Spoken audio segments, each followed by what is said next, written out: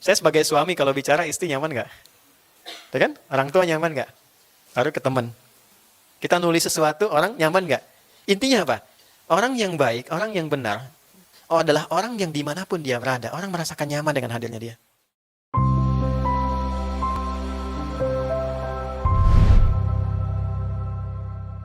Orang Islam yang sejati itu, ini standarnya Nabi ya. Orang Islam yang sejati itu, dia punya karakter. Karakter dasarnya man, siapapun dia. Jadi man itu menunjuk objek yang tunggal, tapi sifatnya general. Jadi kalau ada man, rasakan Nabi bicara ke kita secara personal. Ngajak bicara ke kita. Hei Adi, hei Fulan, hei Fulanah, gitu kan. Oke, siapapun dia, lintas jabatan, mau siapapun. Makanya saya senang mengartikan man siapapun. Karena ada kan di mushaf itu man barang siapa kan. Nah, saya sampai detik saya duduk ini, saya belum temukan tuh barang punya siapa tuh. Ya, makanya saya memilih siapapun. Man salimal muslimuna, muslim sejati itu punya karakter standar siapapun dia. Man salimal muslimuna adalah orang yang menghadirkan kenyamanan bagi orang Islam lainnya. Min lisanihi wa yadihi, dari unsur pokok penting dari tubuhnya, yaitu potensi salah lisan dan tangannya. Awas teman-teman, hati-hati nih ya. Standar Nabi yang pertama, orang Islam yang baik itu, karakter pertamanya, orang yang memberikan kenyamanan untuk orang Islam yang lainnya. Ini singkat, padat, tapi tajam. Ayo, coba lihat hubungan dengan kawan-kawan kita yang muslim dulu. Jangan-jangan sama yang non-muslim baik, sama umat Islam sendiri saling bermusuhan. Hah? Masa karena beda pengajian jadi tidak berkawan? Hah? Beda ustadz, beda ustadzah jadi tidak berkawan. Berarti melanggar hadis. Terus yang dipelajari apa? Katanya belajar Quran, belajar hadis, belajar sunnah, belajar qiraat. Hah? Cek dulu. Maka kita kalau belajar dengan benar dan sejati, terlepas dari suasana yang ada, kita menghadirkan ketenangan. Berbeda itu nggak ada masalah. Tapi dalam perbedaan itu, ada ruang-ruang kita untuk bisa nyaman bersama, beraktivitas, bersilaturahim dengan baik. Walaupun pilihan itu kembali dengan konsekuensi masing-masing. Nah, tapi yang menarik apa?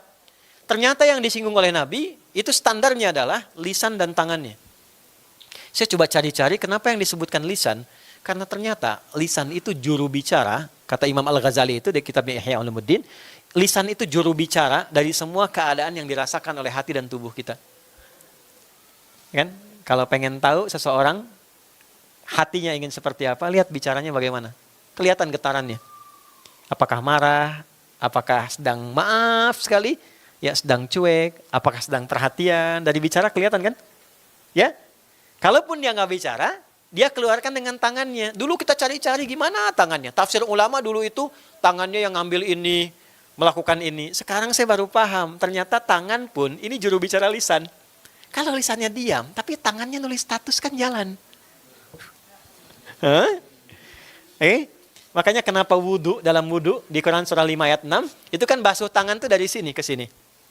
Ya, wa aydiyakum ilal marafiq, dan tanganmu dibasuh sampai ke siku. Jadi ayatnya bukan mengatakan siku ke sini. Walaupun kalau Anda wudu buka keran begini, wudunya sah. Tapi yang bagus ambil dari sini ke sini. Ya, kenapa? Salah satunya ternyata untuk mengevaluasi seluruh organ tubuh yang digunakan dalam berinteraksi. Karena itu kenapa setelah wudu doanya doa taubat. Asyhadu an la ilaha illallah wa asyhadu anna Muhammadar Rasulullah. Allahumma ij'alni minat tawabin. Ya Allah, jadikan aku orang taubat. Apa taubat itu? Taubat itu kembali dari jalan yang salah ke arah yang soleh. Jadi kita sambil wudu itu mengoreksi bagian tubuh supaya benar fungsinya. Makanya di hadis Muslim, kalau orang benar wudunya, bersamaan dengan jatuhnya tetesan air, jatuh pula potensi dosanya. Kenapa dibasuh dari sini? Saya baru mengerti. Karena yang banyak digunakan itu ini. Ibu, teman-teman yang perempuan kalau bikin status kan nggak begini. Begini kan? Oke? Nah, makanya yang standar pertama, coba deh selama setahun ke belakang, lisannya udah nyenengin orang belum? Nah, terus tarik dulu ke dunia hidup kita yang nyata, jangan jauh-jauh dulu. Saya sebagai suami kalau bicara istri nyaman nggak? Ya kan? Orang tua nyaman nggak? Baru ke teman. Kita nulis sesuatu, orang nyaman nggak? Intinya apa? Orang yang baik, orang yang benar, adalah orang yang dimanapun dia berada, orang merasakan nyaman dengan hadirnya dia. Itu poinnya. Dan itu bisa dilakukan dengan melatih pertama kali inti dari hasil atau juru bicara dari jiwa kita, yaitu lisan dan tangan. Nah, kalau belum mampu menjaga itu dengan baik sehingga banyak kesalahan yang dikoleksi, maka lanjutkan hadisnya. Wal muhajir, dan orang hijrah yang sejati itu, bahasa gampang ya, hijrahlah. Oke? Wal muhajiru man hajar, ialah orang yang memutuskan cepat berubah. Muhajir itu orangnya, harusnya kata kerjanya hajar, yang santri ya pakai alif besar, hajar. Tapi ke hadisnya dirubah, dihilangkan alifnya menjadi kecil, hajar. Kalau alif dihilangkan artinya cepat. Kalau Anda merasa kurang bekalnya, terlalu banyak koleksi amal salahnya, cepat berubah. Jangan banyak pertimbangan. Ya, berbuat baik itu disegerakan, jangan banyak dipertimbangkan. Sama dengan taubat. Sebab kalau amal baik itu diundur, berpotensi tidak dikerjakan atau kehilangan kesempatan. Sama dengan taubat diundur, maut bisa datang lebih cepat dari apa yang difikirkan. Oke, maka man hajara ialah orang yang memutuskan cepat berubah menjadi lebih baik. Manahallahu anhu, segala yang tidak baik yang dilarang Allah untuk dirinya. Secara singkat, yang pertama dikerjakan adalah ini tentang kontemplasi dulu. Dari dalil yang disebutkan. Yuk, kalau bicara setiap masuk tahun baru, yang dilakukan apa? Duduk dulu deh. Cek, kenali diri kita, Ma'rifatul Insan. Saya menulis buku ada judulnya Ma'rifatul Insan, kenali diri kita. Tulis satu-satu, dari atas kepala sampai ujung kaki. Teman-teman gak usah panjang-panjang ya, setahun berapa hari ya? Kurang lebih 365 hari ya, kalau kita hitung kan. Ya, yang menggunakan pendekatan Masehi ya, yang solar ya. Kalau yang lunar kurang lebih 356-an ya. Bagi coba dengan tubuh kita. Tubuh kita ada berapa organ? Dari ujung kepala sampai ujung kaki. Bagi, misal, ya dari kita ambil dari rukun sholat aja yang turun, kita ambil misalnya 13 kan ya, turunan ke bawahnya. Bagi misalnya 13, 365 bagi 13. Ya, atau bagi misalnya ke berapa bagian, 10 lah misalnya, supaya cepat. Beberapa bagian untuk menggenapkan saja. Maka dibagi kepala, terus kepala bagi lagi mata, telinga, lisan. Nanti setelah itu dari mata turun ke, jangan langsung ke hati. Dari lisan dulu, terus ke tangan, ya, baru ke hati sampai ke ujung kaki. Nah, ini yang dilatih 365 dibagi. Misal, sepekan ini saya pengen latihan mata. Ya, gampang bagi 12 deh, 12 bulan. Maka sebulan pertama latihan mata dulu, memandang yang betul. Sampai terasa pandangannya pakai iman. Sampai terasa betul imannya, itu membimbing mata itu untuk memandang. Sampai terasa bahwa ini pandangan iman. Ya, jelas gak? Dulu ada grup nasyid tuh dari Malaysia tuh. Pandangan mata selalu menipu. Ada ya? Yang gitu ya? Pandangan hati selalu. Ada ya? Kalau nggak salah tuh.